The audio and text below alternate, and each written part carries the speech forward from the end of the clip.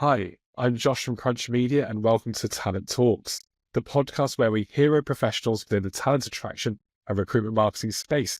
And a big warm welcome to the podcast, Josh Wingate, talent acquisition specialist at Co-op Bank. Josh, welcome to the pod. Thanks for joining me. Yeah, thank you for having me. I listened to a couple of the episodes before and found them really, really enjoyable. So yeah, hopefully I can hopefully provide another enjoyable episode. Well, it's nice to have another Josh on the podcast too. It makes things a little bit more interesting. Absolutely. Anything for a fellow Josh. Anything for a fellow Josh. Don't know what we're going to get up to. Well, Josh, as we start off any of these episodes, can you just tell us how you got here? What was your journey to Co-op Bank? Yeah, sure. So I think like most people that you probably had on this podcast, like most people in recruitment, I kind of fell into it. I think nobody really grows up saying I'm going to be a recruiter one day. So I fell into it when I moved to Manchester. That was like, I was kind of keeping my career choices open, and recruitment was the one that came up a lot. And I thought, for me, that was meant to me like helping people find jobs they really want and really excited about. That seems really rewarding, so I'll give that a go. So yeah, jumped in at the deep end, I suppose, with specifically kind of tech recruitment for a small agency in Manchester. And then that was I did about 18 months of that, and that was quite transactional at times. Like I got excited and passionate about kind of growing businesses on a more kind of long-term basis. So I figured that I think internal might be more my speed for what I want to do and kind of where my passions were. So yeah, I moved on for internal after that, and then I've worked for a couple of various different businesses in different sectors since, but all with that kind of tech recruitment focus mainly. Yeah. And how did you find that transition moving out of kind of agency into in-house? It's something that it feels like quite a lot of people have done. They've learned their trade in agency, and that's given them a good foundation to moving more in-house and setting up from there. Yeah, 100%. I think I won't get into the kind of pros and cons of both, I think, because one, I don't want to annoy a load of people because it seems like quite a contentious subject at times. But also I think, depending on what kind of person, how you are and how you like to work, I think both have their advantages for that. For me, I found very quickly that, internal recruitment is very much outside of just kind of, filling the jobs and kind of putting bums on seats. There's a lot more value added stuff that recruitment teams can bring to a business, whether that's, stuff like, employer brand considerations or DEI and getting involved with that, and early careers, all these kind of areas where you can kind of not only gain new skills and help a business grow in different areas, but I think that can be quite rewarding if you're someone like me who likes to get stuck into lots of different things and kind of keep the creative juices flowing and things like that. So I found that, that was a lot more my speed for sure. And just take me through the businesses that you've been at, because it's fair to say that you've been at a few now from, that's not a negative space. I like way to call me a job hopper, but absolutely not meant in that sense at all. But you've touched base in quite a few different places, and it could take me through that journey. Absolutely. My first kind of internal recruitment role was with Cinch Cars. So the car reseller, most people have heard of Cinch, they've seen adverts on the TV and that kind of thing. Usually when I was talking to candidates, it was, that company with the guy with the teeth on the telly who talked about cars. And it's like, yeah, that's Ryland. So yeah, I was there for a while. And that was where I kind of cut my teeth in internal recruitment, and where I started to get my experience in stuff outside of just, like I said, filling the jobs, and got to get involved in a lot of like employer branding projects, which was really exciting, and some other stuff as well. After that, I was, really happy at Cinch, but, there was an opportunity with a small video game studio in Leeds, where I'm based now. And I'm a huge gamer, as I know we've spoken about before. So I kind of couldn't say no. That's a tough industry to break into. So I had to give it a go. Did a few months there and really enjoyed, the kind of, learning new skills, and working for a video game company was just as fun as it sounds. But for me, I really missed the kind of traditional tech side of things, and kind of, wanted to, I didn't see myself sticking around as long term as I would have liked in that business. I made the move there was a digital consultancy they were called X-Design, now called Create Future. And so I joined there to look after their kind of design and delivery recruitment for those departments, which were two departments which I was probably kind of like, I got a lot of experience in, but I was really passionate about the design side of things. So yeah, kind of really took that with both hands, that opportunity, and got to do a lot there as well around the careers, and also DEI. Did a lot in that space as well there, which was extremely rewarding. But unfortunately, like a lot of us in the TA industry, it kind of wasn't meant to be, I suppose. Beginning of this year, I was made redundant, which was really unfortunate. So since then, I did some contracting work with electrical wholesaler called CEF or City, and just kind of fill some of those hard to fill technical roles for them and help them scale a little bit for 6 months. And more recently, about a month ago now, I've joined the co-op bank. So again, kind of to look after those very niche, difficult, hard to fill roles for some of those teams. And so yeah, hopefully I can bring some value to that. But it's very early days for the co-op bank, but it's a great company so far with lots of stuff to get stuck into. Nice, brilliant. And just let's go back to your Cinch days a little bit. Obviously, it's a really recognizable brand. Yeah. How did that then translate into the employer brand piece? Well, I think it was quite a unique scenario when I joined because everyone knew the consumer brands, right? Everyone had seen the adverts on the TV. And I think, but from an employer brand perspective, there wasn't really much done. I mean, when I joined, there was no careers site, which is insane to really think about. Like, now you see a business that doesn't have a career site, it's a bit of a red flag. But it was just the kind of, they scaled a lot through COVID. And I think they've done a lot of that through kind of word of mouth and that kind of thing. They became a bit of a tech powerhouse, I suppose, in the Manchester scene. Like, a lot of people knew them because they were doing interesting things with technology, and that's how they grew. They relied a lot on kind of agency to kind of support their growth, and because of the COVID boom, like, they were recruiting a lot consistently, which is why they needed someone internal to help save some money on agency spend, I suppose, but also, just kind of help support that on a more kind of put more process in place and that kind of thing. But yeah, it was a very unique opportunity. I think that was one of the things I really enjoyed, is that, we had the big problem to solve around how do we build an employer brand almost from scratch, essentially, and how do we do that and sort of label ourselves as an employer of choice in a very competitive kind of tech market, because that's what I was responsible for, the tech hiring, which is competitive in Manchester at the best times, but it was really, really, really competitive. So we had to do a lot in that space around building that out from scratch. Yeah. What did being the employer of choice mean to you guys? Because it's something that you hear banded around a lot within talent attraction industry, recruitment industry. What was the give and the get? What was it being employer of choice mean to when you're at Cinch? Yeah, well, I think employer of choice is a difficult one because every company wants to present themselves as the best place to work. And I think that's great in one sense, but I also think, especially when you're trying to attract technical talent, I think it's quite tricky because that area is a little bit more competitive than some of the other industries. So I think it's more candidate driven, or it used to be, especially during COVID and things like, the tech hiring was at its kind of peak. And if you were in the tech industry, you kind of your pick of the crop, I suppose, in terms of where you wanted to work. But different businesses will have different things that they can offer a candidate in terms of I don't like to use the word culture because that means a lot of different things, different people, but their values and their ways of working and all that kind of thing. So I think employer of choice is about presenting your authentic self and kind of, showcasing your strengths and what a company can, offer a candidate. Because I always say to candidates, it's interviewing is a two-way street. Not only do we, the recruitment team and the hiring managers, etc., need to make sure that the candidates are right, kind of add to the role we're recruiting for on the right team, but also, candidates got to make sure that we're the right kind of fit for or add for them and what they're looking for their careers. So, that way, if you're being your authentic self, candidates can sort of say, right, okay, I know that I really want to join this business because they really align with my values, the tech I want to be working with. It'll be different things to different candidates, but I think that's what it means, at least to me, to present yourself as an employer of choice. And can you take me through what the proposition was? What did Cinch have that was meaningful for candidates, for people coming through into the system? What does it look like?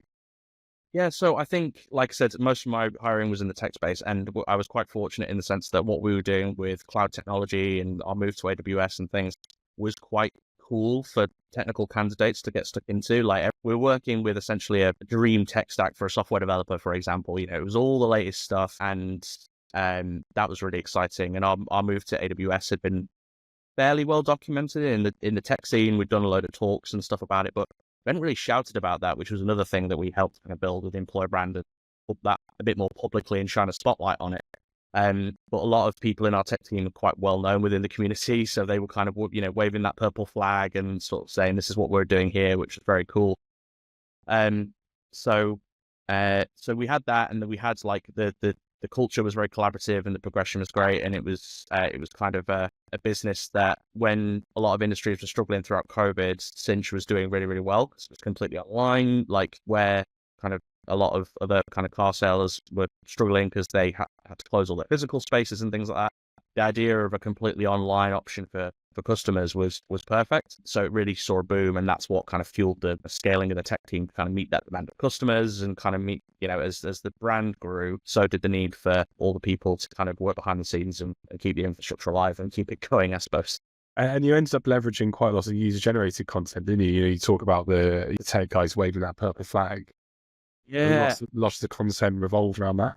Yeah, that's it. I think, I can't take credit for helping build that brand because I think a lot of people, it was a lot of quick wins. We did a lot of workshops with different teams, and a lot of, like I said, a lot of people were quite prevalent in the community. They do loads of blogs, and they do loads of like community talks and industry events and that kind of thing. And we in the recruitment team kind of sat there thinking, how can we leverage that? So we started to shine a spotlight on it a bit in terms of we had a publicly facing but tech focused kind of blog where anybody could read what our software developers and product designers and things like that were posting about.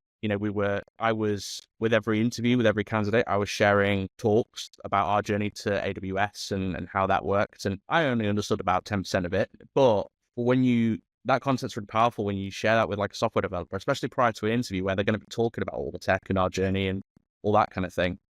I had great feedback. I started to get great feedback from candidates about it, saying like, "Oh, that really helped prepare me for the interview," or like, "That sounds really exciting. I want to work on that." Like, it almost kind of did my job for me in a little bit of a selfish sense. So then we started to see the real power of that. Like, we weren't really doing much in terms of effort to kind of curate that. We were obviously, we put more effort into that as we built the career site and started to put it publicly facing that in that sense. But in the early days, it was a way for us to really kind of drive candidate satisfaction and candidate interest and that kind of thing. So yeah, it was really, really powerful. And that's when we started to we need to lean into this as we build this career site. We should shine a spotlight on all this stuff because we're never going to be not hiring in the those technical teams. I think there's always going to be something going on. So if we put in all this effort now, it's going to really set the business up for success moving forward in terms of that talent attraction piece. And what was the impact that you saw? You said that you got that positive feedback. How did it help kind of the overall attraction funnel? Were candidates quicker moving through the process? What did that feel like from your side? I wouldn't say we had a fairly short process for most candidates, so I feel like it was quick anyway. But I feel like in terms of candidates going in feeling prepared, we had some great feedback around that. Like candidates were feeling well informed. We also saw an increase in like offer acceptance and things like that with candidates specifically citing like, I feel like I've got so much information out of the business. And so I feel like I know what I'm walking into, which is, I think, a lot of candidates are a bit more wary of, especially at the moment, like in terms of businesses they're walking into, which is why it's so powerful. So yeah, we saw an increase on that.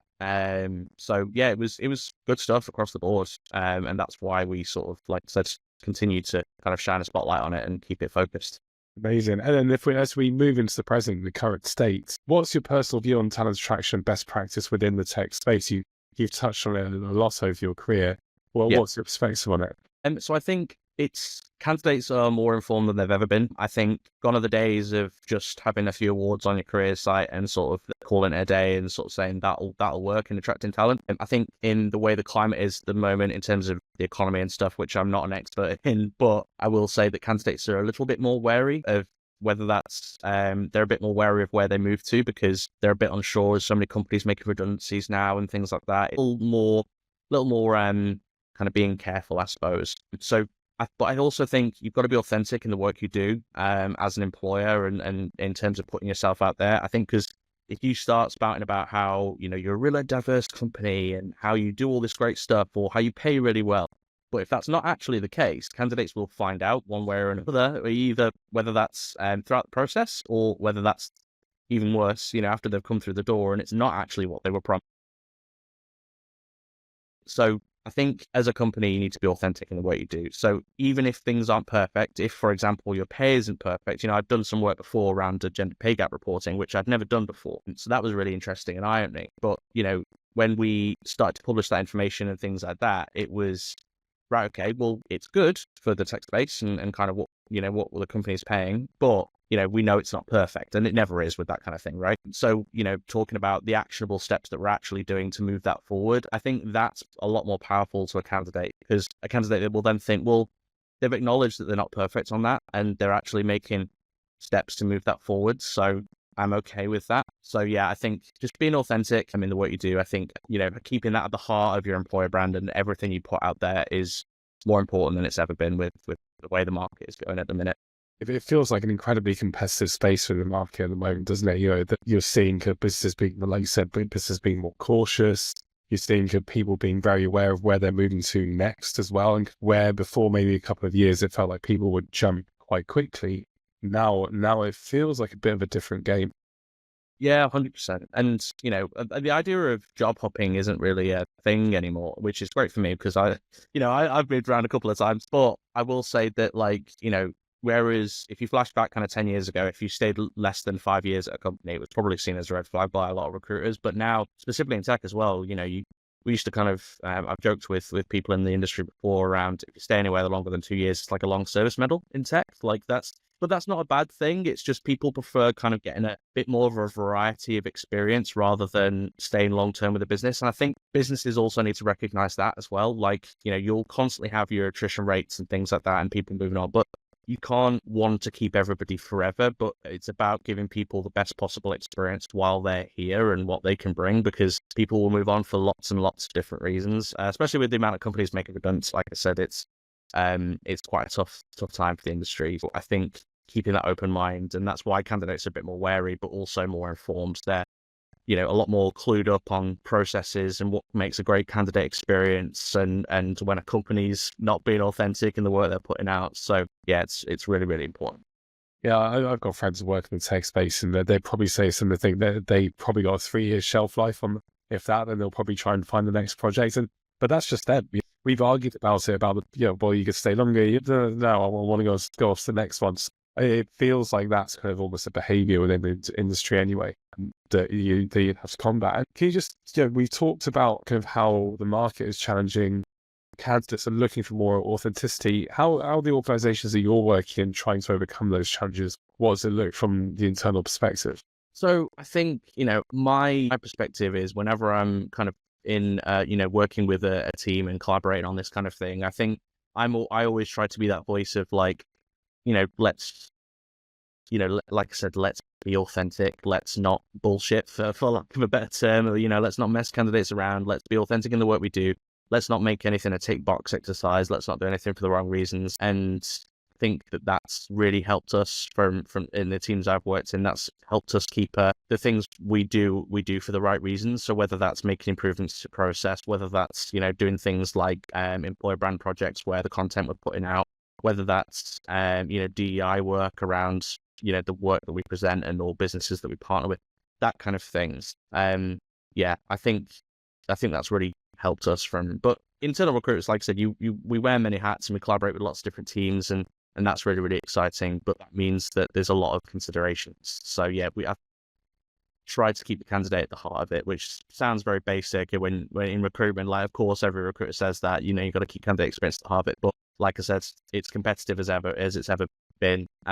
Still, and like I said, I think authenticity is the heart of it at the minute. And do you think there's a level of cautiousness with how businesses are approaching those hires as well, in terms of the scale of hires? Before, it felt like there are masses of tech roles available. Is there an element of more selectivity kind of going on with how people are staffing within these areas too? Yeah, 100%. In the last kind of couple of years, I've seen not just the businesses I've worked for, but businesses in general. I think, when you get a role approved to recruit, I think it's probably been seen by about, it feels like hundreds and hundreds of people before you get the green light, which is good in a sense that when that you're at the point where you're actually going to market, you've got assurance that that role is definitely needed, but it can be kind of a bit of a slower process internally in terms of getting a role to recruit. So that can be quite challenging. I think businesses are being a lot more careful in how much they scale, because like I said, with COVID, a lot of businesses, especially with the tech focus, e-commerce, for example, it scaled massively because it needed to, because everyone was locked in and shopping online, for example. So the industry saw a boom, but now the economy's kind of shifted and COVID isn't really a thing anymore. Businesses have realized, oh, well, actually, I'm spending a hell of a lot of money on this, these departments, and we need to not do that because purse strings are a bit tighter, for example. So I think businesses are definitely being a lot more cautious with recruiting, and, they don't want to have to make, as big redundancies like a lot of companies are happening at the moment. But I think, unfortunately, yeah, a lot of companies are kind of having to do that without choice, but it's become a lot more common to see that, which is a real shame. And kind of, if we now look to the future, how do you see the tech industry moving? You know, obviously it feels very, as we've addressed, it feels very challenging at the moment. Over the next 3 to 4 years, how do you see tech hiring changing? I think it's such a tricky one because the tech industry changes so much. It's hard for me to predict because none of us predicted COVID when that happened, but that was a very it was a horrible thing for a lot of people. But the tech industry, specifically in kind of jobs and hiring and that kind of thing, it definitely saw some uplifts in a lot of areas. I think for me, I think the cautious of businesses' growth and kind of scale will continue to be there. I think, if anything, things like governments change and that kind of stuff, I think businesses will continue to be even more cautious, maybe. I think that the push on being authentic and the kind of, not messing candidates around and kind of present yourselves as in the right way, I think is going to continue to become the most important thing when it comes to attracting the right talent. And I think it will continue to be kind of candidate driven, except, there's the rise of things like AI, which I'm not an expert in, but I know don't really kind of want to talk about that topic too much because it's probably been taught to death in the recruitment industry. Everyone's a little bit skeptical of it. Are all recruiters going to lose our jobs and all ATSs become robot driven? Which I don't think is going to happen, by the way. But businesses are looking at that technology and sort of seeing how they can leverage it and how they can use that to kind of, hopefully they won't see it as like a way to cut heads and kind of fill people's jobs for them and that kind of stuff. But hopefully businesses will see it as a tool to kind of, for the right reasons and put it in place where it can bring value without the cost of, anyone's job or, well, potentially volume recruitment, isn't it? If you look at the scale that you work out there's hopefully opportunities in that space to help improve. Yeah, 100%. I think, like I said, as a tool, if it's used in the right way, I can certainly see certain advantages to it. I would never say like, oh yeah, let's get AI to screen 100 candidates for a contact center recruitment. But I will say that, in terms of automating processes and that kind of thing, like I'm all for that. If I've got less work to do in terms of getting the candidate from the start to the finish, amazing if there's less admin. But again, it needs to be used in the right way without adhering to the candidate experience, without kind of adhering to the other side as well, the business experience and things like that. So I think there's a lot to consider. I think businesses are very quick to see how it can save money and they'll kind of rush to be the forefront and be a pioneer with using this interesting technology. But I think take a step back, slow down, really assess how it can be used and where it'll be used. And I think that's a lot more important because there's, like I said, it's new and a lot of people are playing around with it, which is great, but that can be quite scary and quite dangerous for a lot of people. And I think candidates are the same. It's one of the reasons why I think people are wary is because of things like that. And a lot of people are wary that they're going to lose their jobs to AI and that kind of thing. So there's a lot to consider. But maybe I'll watch this podcast back in another 5 years and be like, you had no idea. We'll never know, I guess. So I've had Gavin Foley on this podcast over at Rentokil, and he talks about AI, and what he said was, you're not going to lose your job to AI, you're going to lose your job to someone who uses AI. And I think that for me, that's the difference, is the education piece, kind of staying aware and, staying up to date with the industry and the trends that are going on, because there's clearly a huge impact that it can have as a benefit to the business. But as you said, it's to approaching it with the right outcomes in mind. Yeah, 100%. And I think, as recruiters, we've got to stay on our toes. We've got to keep our ears to the ground in terms of all this interesting stuff that's coming around, all the different ways of sourcing and attracting candidates. There's plenty of different businesses out there that are changing the game in terms of job boards and that kind of thing, which is really exciting. But, it's harder to experiment I think at the moment, because, a lot of businesses are, not willing to spend money on experiments and things like that. They want to be careful. So it's a case of, I quite like to go to events and attend talks and that kind of thing and collaborate with people much more knowledgeable than I am around this kind of stuff, so that, I'm up to date with what's going on and have a think about how we can use that. But, I've got to do that with kind of a bit of a wish list, I suppose, in terms of, I'd love to, if I had an ideal recruitment and tech stack, I think it would look very different to every recruitment tech stack that I've worked with in the past. But I think every recruiter will tell you that. But, it's definitely, it's about, the business you work for, how you can leverage the right tools to accomplish the goals that you need to, so, but I could probably talk about different tools and technologies for ages. And I'm not sponsored by any of them. That's fine. We'll leave that one there. And finally, as we just wrap up, looking back at your career, kind of what you've achieved so far, with hindsight, would you do it all over again? Yeah, 100%. I think it's tricky because like I try not to at the moment like put a kind of, this is where I want my career to be in 5 years, because I think I've just kind of passed the 5 year mark in terms of my recruitment career, and I look back to how I started, and I was just like, oh, I never thought I'd be here. But I wouldn't change, maybe I would change like, moving around a lot and that kind of thing. But I think from a, if I was to have a glass half full view on it, which people know me, that's unusual for me, but I'll give it a go. I've been fortunate enough to work with a lot of different variety of businesses, and that's given me a lot of exposure to different teams to work with. I've, collaborated with some absolutely awesome people in what they do. I've learned a hell of a lot, and that's what keeps me motivated. I think if I wasn't kind of getting stuck into new scary things like doing podcasts and talks and that kind of thing, then I think I would have gotten bored a few years ago, and maybe I wouldn't be sat here in recruitment today. So yeah, I'm very, very grateful for that sense. I've had a very roller coaster career, but they tell you that day one, like when you go, any agency will say it's a recruitment roller coaster. So yeah, it's been an eventful one, but I'm grateful for the stuff I've learned and the people I've worked with, actually. Well, Josh, that was very pragmatic and a very nice way to kind of wrap up the conversation. So, Josh, we'll end it there. Thank you so much for joining me. I really appreciate your time. To anyone listening, please like, share, subscribe. Josh, thanks for joining me. Thanks for having me. It was a great conversation. Hopefully someone can find some value in my rambling somewhere. But yeah, very grateful. It's been doing something like this has been on my recruitment bucket list for a while. So I'm grateful for the opportunity and for reaching out. So thank you. Well, yeah, honestly, a pleasure to have you, Josh. So anyone listening, again, please like, share, subscribe. Thank you once again, and hopefully see you on another episode of Talent Talks. Josh, thank you very much.